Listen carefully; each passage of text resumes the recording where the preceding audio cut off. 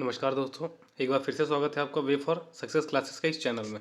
तो जैसा कि मैंने कल बताया था आपको ओबीसी एनेक्चर के बारे में, तो वो मैंने बताया था उन लोगों के लिए जो नॉन सर्विस में है, जिनका पिताजी या माताजी सर्विस नहीं कर रही उनके लिए। आज मैं बता रहा हूँ वो पिता उनके जिनके माताजी पिताजी सर्विस में हैं उनके लिए, ठीक है। तो जो अब है प्रोफार्मा आएंगे ओबीसी एनेक्चर में लेकर, ठीक है। तो ऑफिस में रैंडम ये तो मैंने कल बता ही दिया था उस वीडियो में। अब proforma to be filled by OBC candidates. तो date of birth of father, whether your father is having permanent account number की नहीं। अब जो आपके पिताजी की डेट ऑफ बर्थ है वो भर देना, ठीक है इसमें। और उसके बाद क्या आपके पिताजी के पास पैन कार्ड है कि नहीं, अगर हाँ है तो यस, ठीक है, अगर नहीं है तो नो भर देना, ठीक है। और मदर के लिए भी यही है, अगर मदर के पास पैन कार्ड है तो उनका पैन कार्ड हाँ है तो हाँ, ठीक, नहीं है तो नहीं भर देना और पैन कार्ड नंबर डाल देना। अब हमारा आता है profession of father. Profession of father में क्या है, weather your father is was in service. अगर किसी के पिताजी और माताजी, ठीक, मतलब किसी के पिताजी सर्विस में थे या अभी हैं, तो वो क्या करेंगे, यस करेंगे। और उसके बाद जो प्रोफेशन ऑफ फादर है, ठीक। अब किसी के पिताजी अगर सेंट्रल गवर्नमेंट में है, गवर्नमेंट सर्वेंट है, तो आप गवर्नमेंट सर्वेंट ही लिखिएगा, ठीक है। अगर लॉयर हैं तो लॉयर लिखिएगा, सरकारी लॉयर हैं। शॉपकीपर हैं तो वैसे शॉपकीपर ही लिखिएगा, ठीक है, अगर फादर का प्रोफेशन है। अगर वो प्रोफेशन में है, ठीक, कोई सा मतलब इस तरीके से प्रोफेशन कर रहे हैं, कोई उनकी सर्विस नहीं है, उन लोगों के लिए था प्रोफेशन ऑफ फादर में, ठीक है। ये उन लोगों के लिए था, कल मैंने बताया था जो प्रोफेशन में नहीं है, ठीक, मतलब जो सर्विस में नहीं है उनके लिए। अगर वो सर्विस में है तो आपको यहाँ से एक ऑप्शन आ रहा है अलग से, if in service weather he is working in. अगर पिताजी आपके सर्विस में है, ये जो प्रोफेशन ऑफ फादर वाला ऑप्शन है, ठीक है, ये प्रोफेशन ऑफ फादर वाला ऑप्शन आपके लिए होगा, उनके लिए होगा जिनके पिताजी सर्विस में नहीं है। फिर उसके बाद ये इफ़ इन सर्विस, ठीक है, इफ़ इन सर्विस, अगर सर्विस में है आपके पिताजी तो कौन सी में है एग्जैक्टली मेंशन कर देना, वो सेंट्रल गवर्नमेंट है या स्टेट गवर्नमेंट में। इसमें देखिए क्या क्या ऑप्शन आ रहे हैं, central government, state government, central public sector undertaking. Central public undertaking जैसे पीएसयूज हो गई, अलग अलग कंपनियाँ जैसे भेल हो गई, ठीक है, सेल कंपनी हो गई, स्टील अथॉरिटी ऑफ इंडिया हो गई, या किसी स्टेट गवर्नमेंट पब्लिक सेक्टर में है, ठीक, या तो ऑटोनोमस बॉडी में है, या किसी बैंक में है, या इंश्योरेंस ऑर्गेनाइजेशन जैसे LIC में है, या किसी यूनिवर्सिटीज़ में प्रोफेसर हैं वो, ठीक है, या डीन है ऐसा करके, ठीक, या प्राइवेट ऑर्गेनाइजेशन में काम कर रहे हैं कोई, या किसी गवर्नमेंट एडेड स्कूल में। तो आप एग्जैक्टली मेंशन कर दीजिएगा अगर इनमें से कोई आ रहा है। अगर नहीं आ रहा तो आप अदर्स पे क्लिक कर दीजिए, ठीक, अदर्स पे क्लिक कर देना। और फिर यहाँ जब आता है please write full name and address of the concern organisation case of PSU autonomous body bank universities, ठीक। अगर आपके पिताजी, ठीक है, किसी भी PSU या ऑटोनोमस बॉडी या बैंक या यूनिवर्सिटी में है या इंश्योरेंस ऑर्गेनाइजेशन में है, तो उसका फुल जो एड्रेस है और नाम वो प्रोवाइड करा दीजिएगा, और वो कौन से डिपार्टमेंट के अंदर आता है, ठीक, या कौन सी मिनिस्ट्री के अंदर आता है, ठीक, ऐसे बता दीजिए। LIC है तो LIC कौन से डिपार्टमेंट में आता है, कौन सी मिनिस्ट्री के अंदर आता है, वो आप मेंशन कर देना, ठीक, और उनका प्रोफेशन लिख देना एग्जैक्ट। उसके बाद था यहाँ आ जाइएगा name of the post to which he was appointed by direct recruitment. Direct recruitment का मतलब क्या हो गया कि जो स्टार्टिंग में जब फर्स्ट पहली पोस्टिंग उनकी हुई थी वो किस पोस्ट पे हुई थी। जैसे किसी के पिताजी पुलिस कांस्टेबल में, ठीक, तो उनकी पहली पोस्टिंग किस पे हुई थी, तो पुलिस कांस्टेबल हुई थी। उसके बाद प्रमोट बन होके वो किसी पे हो सकते हैं, ठीक है। उसके बाद group of the post, group ABCOD to which he was appointed by direct recruitment and the year of recruitment. अब इसमें आ गया ग्रुप A, B, C और D। अब आपके पिताजी कौन से ग्रुप में है, ठीक, कौन से ग्रुप की जॉब में है, वो सेंट्रल में अगर जॉब कर रहे हैं तो कौन से ग्रुप में है, स्टेट में है तो कौन से ग्रुप में है, ठीक है। वो आप उनकी जो वेबसाइट होती है, ठीक है, और जो उनका ID कार्ड होगा उनमें लिखा होगा, ठीक है, उनके वो सर्विस में लिखा होगा कौन से ग्रुप में है, ठीक।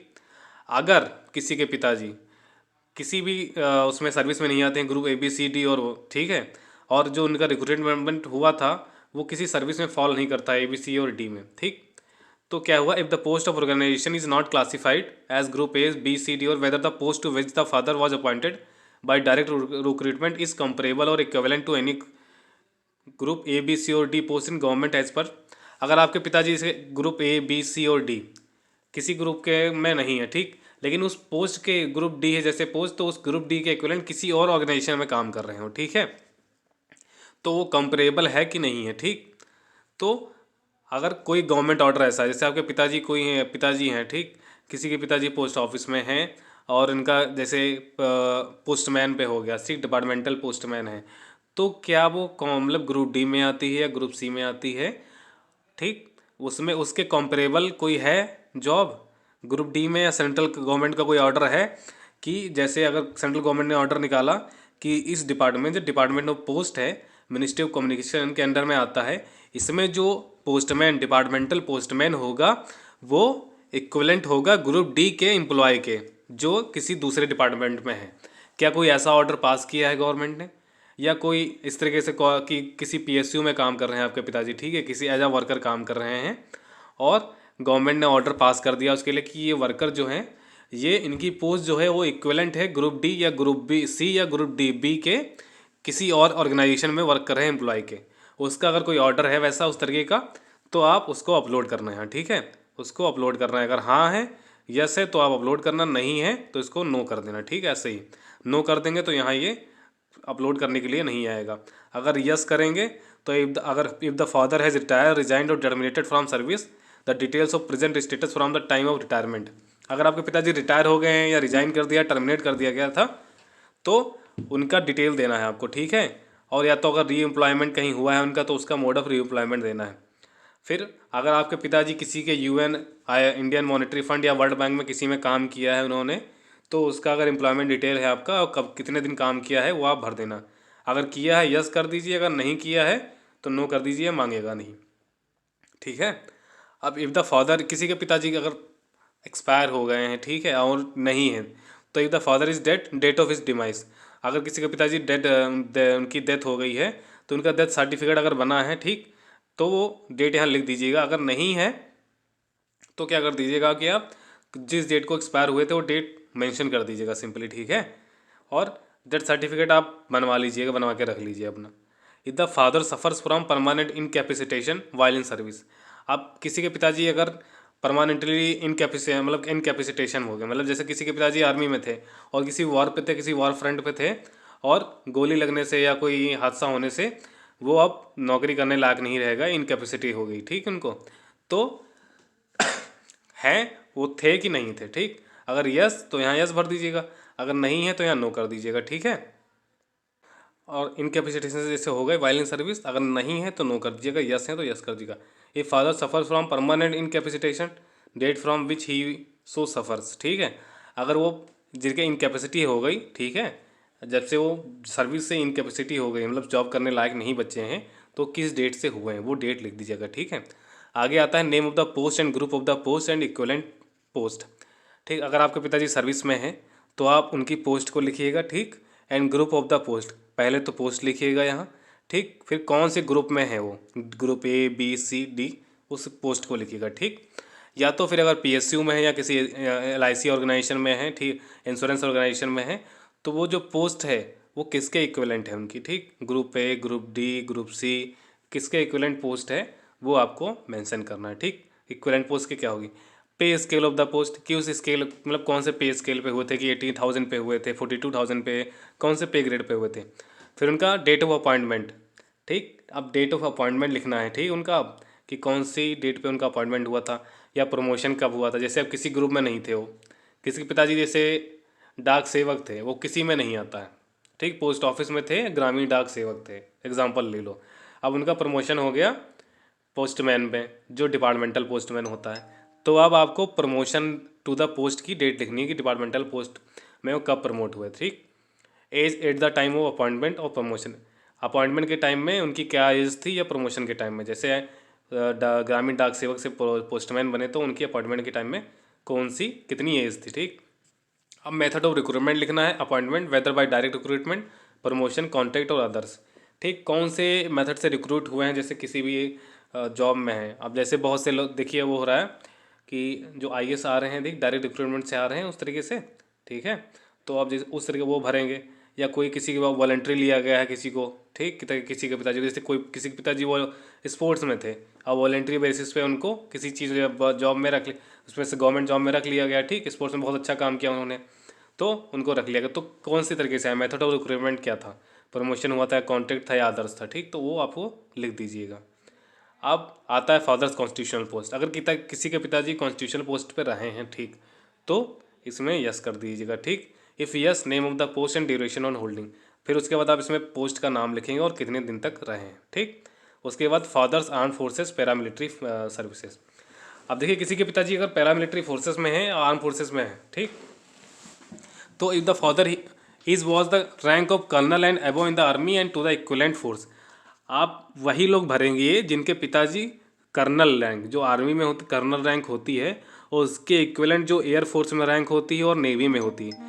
एयर फोर्स में शायद स्क्वाड्रन लीडर की होती है, ठीक है, कर्नल के इक्विवेलेंट, ठीक है। तो अगर किसी के पिताजी उसमें हैं तभी आप यहाँ यस करिएगा, अगर नहीं है तो मत करिएगा, नो ही रखिएगा, ठीक। और जो आप ऊपर प्रोफेशन वाला दिया था गवर्नमेंट सर्विस में, उसमें भरिएगा। आप प्रोफेशन ऑफ मदर है तो प्रोफेशन ऑफ मदर में भी वही अगर आपकी मदर सर्विस में है तो आप यस भरिएगा, ठीक है। और सेम जैसे पिताजी के बताया हमने वही चीज़ इसमें भी होगी आपकी, ठीक, सेम वही चीज़ इसमें आप करेंगे। आप मदर्स कॉन्स्टिट्यूशनल पोस्ट, अगर कॉन्स्टिट्यूशनल पोस्ट में है तो भरिएगा, नहीं है तो नहीं भरिएगा। Mother's arm forces paramilitary service, same वही पिताजी की तरह आपके, ठीक है। Whether the parents of the candidate own agriculture land, अगर एग्रीकल्चर लैंड है तो आप भरिएगा, ठीक है। अगर सर्विस में है आपके पिताजी, उनके पास 1-2 एकड़ की ज़मीन है, कुछ भी अभी है तो भर दीजिएगा, ठीक है। और नहीं है तो मत यहाँ ना कर नो कर दीजिएगा, ठीक है, सीधा नो कर दीजिएगा और आपका ये नहीं फिलअप करने के लिए नहीं आएगा। अगर है तो आप भर दीजिएगा, ठीक, और अपना लैंड सीलिंग वगैरह इसमें डाल दीजिएगा, ठीक है। इससे पहले मैंने वीडियो अपलोड किया है, उसमें आप ये अदर डिटेल्स जो हैं वो मैंने बता रखी हैं, आप उसको देख लीजिए, उसमें आपका आ जाएगा। फिर ITR इन्फॉर्मेशन के बारे में आता है एनुअल इनकम में, ठीक। तो इनकम फ्रॉम सैलरी अब फाइनेंशियल ईयर के हिसाब से होता है असेसमेंट फाइनेंशियल ईयर की। आप इनकम फ्रॉम सैलरी, अब जिनके पिताजी सर्विस में है तो सैलरी इनकम है ना, तो अगर तो आप हर महीने जो हम मंथली सैलरी उनको मिल रही है आपको, ठीक है, उनका पे स्लिप जो होगा उसमें जो मंथली सैलरी मिल रही है उनको, उसको आप इंटू 12 कर दीजिएगा, ठीक है, फाइनेंशियल में। और अगर कोई अदर सोर्स से है इनकम, ठीक, अगर खेती है घर पे उससे थोड़ी बहुत इनकम आ रही है तो उसको ऐड मत करिएगा, ठीक है। इरीगेटेड लैंड वाली जो इनकम है वो मत ऐड करिएगा उसमें। अनइरीगेटेड लैंड से अगर कोई इनकम है वैसे आ रही है जो कि आपकी काउंट हो रही है, ठीक, बिल उसका है आपके पास, ठीक है, बिल के हिसाब से आ रही है, ठीक है, आप पे स्लिप उस तरीके से है तो इनकम फ्रॉम सैलरी से हटा दीजिएगा, ठीक, उसमें मत काउंट करिए। इनकम फ्रॉम सैलरी में सिर्फ सैलरी से जितनी आ रही है उतनी करिएगा।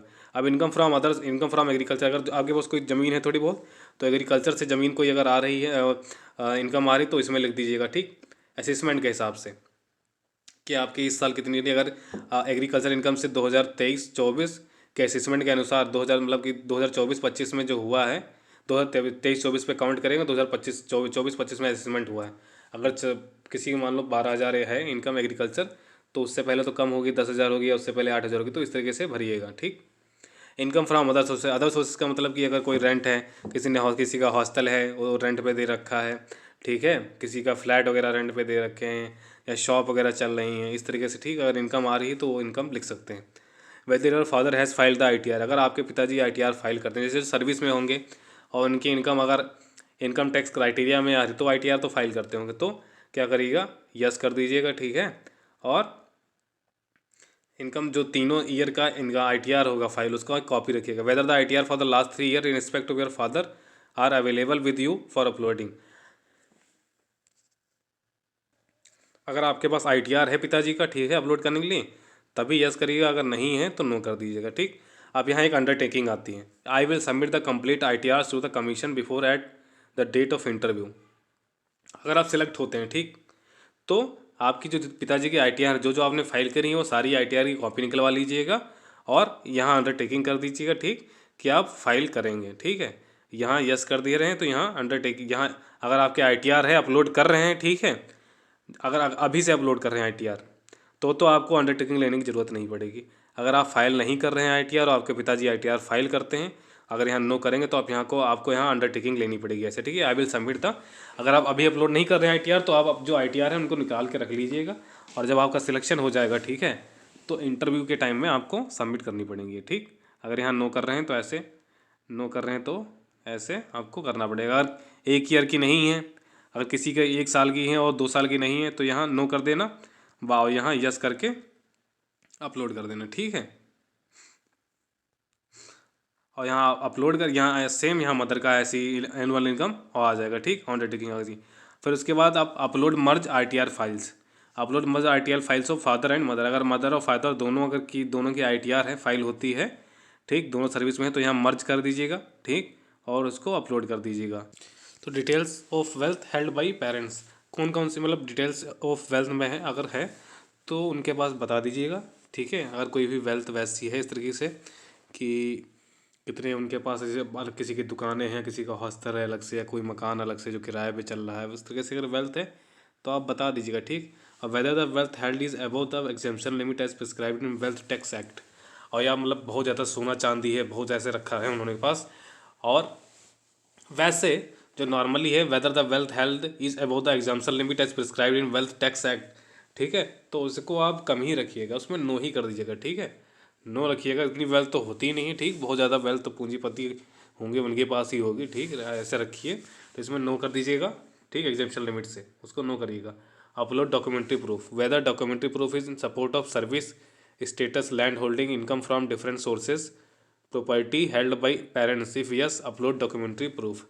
अगर आपके पास डॉक्यूमेंट्री प्रूफ हैं, ठीक है, अगर तो ठीक, तो यहाँ यस कर दीजिएगा, और नहीं है तो यहाँ नो कर दीजिएगा। वैसे ही ज़्यादातर क्या करिएगा, ये डॉक्यूमेंट्री प्रूफ में आप नो कर दीजिएगा, ठीक है, वरना डॉक्यूमेंट्री प्रूफ में आपको फिर सारी सर्विस जो सर्विस हैं और या तो स्टेटस लैंड होल्डिंग सारी जो भी होंगे आपको डॉक्यूमेंट पूरे पूरे अपलोड करने पड़ेंगे, ठीक है।